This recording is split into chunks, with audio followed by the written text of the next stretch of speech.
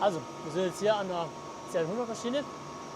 Die wird gerade umgerüstet und da nutzen wir als Instandhaltung die Chance, den Revolver zu überprüfen. Das machen wir, indem wir Messwurfstativ und ein Messborn in den Revolver einspannen und den in beide Richtungen abfahren. Also ich bin jetzt im letzten Schritt angekommen. Jetzt geht es nur darum, den Revolver abzufahren und das machen wir jetzt mal. Dazu fahre ich hier ab. Und jetzt sehe ich, die Messung schlägt nicht aus. Also ist der Revolver noch gut. Genau, und das war's schon. Die Messung hat man gesehen, sie hat nicht ausgeschlagen. Das heißt, der Revolver ist noch gut.